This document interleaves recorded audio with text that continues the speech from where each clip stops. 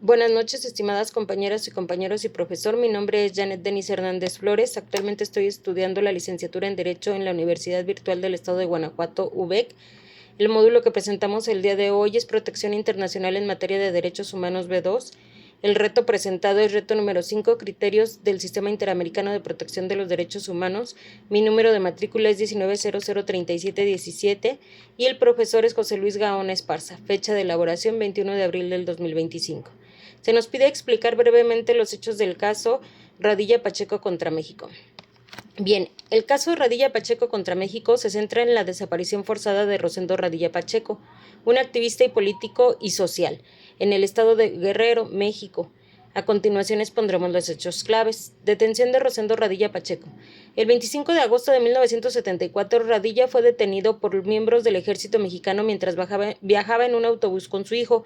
Fue llevado al cuartel militar de Atoyac de Álvarez, donde se reportaron evidencias de agresiones físicas. Desaparición forzada. Después de su detención nunca se volvió a saber de su paradero. Sus familiares intentaron buscar justicia, pero enfrentaron obstáculos significativos, incluyendo la jurisdicción militar que limitó la investigación. Procedimientos legales. En el 2001, la Comisión Mexicana de la Defensa y Promoción de Derechos Humanos presentó el caso ante la Comisión Interamericana de Derechos Humanos. En el 2008, el caso fue remitido a la Corte Interamericana de Derechos Humanos. Violaciones identificadas del caso. La Corte determinó que México violó varios derechos consagrados en la Convención Americana sobre Derechos Humanos, incluyendo el derecho a la vida, la integridad personal, la libertad personal y la protección judicial. Sentencia de la Corte. En 2009, la Corte emitió su sentencia responsabilizando al Estado mexicano por la desaparición forzada y ordenando medidas de reparación como la búsqueda de la verdad, indemnización y reformas legales. Bueno, explicación del proceso ante la Comisión. Presentación de la petición. El caso fue presentado ante la Comisión el 15 de noviembre del 2001 por la Comisión Mexicana de Defensa y Promoción de los Derechos Humanos y la Asociación de Familiares de Detenidos y Desaparecidos y Víctimas de Violaciones de Derechos Humanos en México. Informe de admisibilidad. El 12 de octubre del 2005, la Comisión emitió el informe de admisibilidad número 65/05, en el cual se determinó que el caso cumplía con los requisitos para ser analizado. Informe de fondo. El 27 de julio del 2007, la Comisión adoptó el informe de fondo número 60/07, en el cual se concluyó que México había violado varios derechos consagrados en la Convención Americana sobre los Derechos Humanos. Remisión a la Corte Interamericana. El 13 de marzo del 2008, la remisión presentó el caso ante la Corte Interamericana de Derechos Humanos, solicitando se declarara la responsabilidad internacional del Estado mexicano por las violaciones de derechos humanos cometidas. Análisis de razonamientos expresados por la Corte. La Corte Interamericana de Derechos Humanos en el caso de Radilla Pacheco contra México expresó razonamientos claves. Responsabilidad del Estado. La Corte concluyó que el Estado mexicano era responsable de la desaparición forzada de Rosendo Radilla Pacheco, violando derechos fundamentales como la vida, la libertad personal, la integridad física.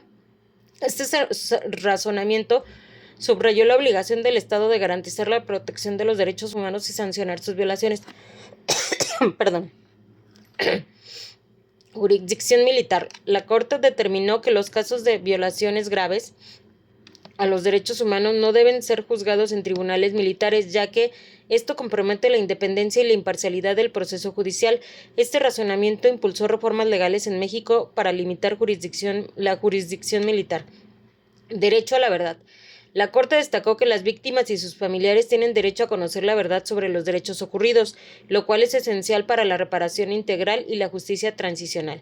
Reparaciones. La Corte ordenó medidas de reparación, incluyendo indemnización, reformas legales y acciones para garantizar la no repetición de violaciones similares. Este razonamiento enfatizó la importancia de abordar las consecuencias de las violaciones de manera integral. Impacto en la legislación nacional.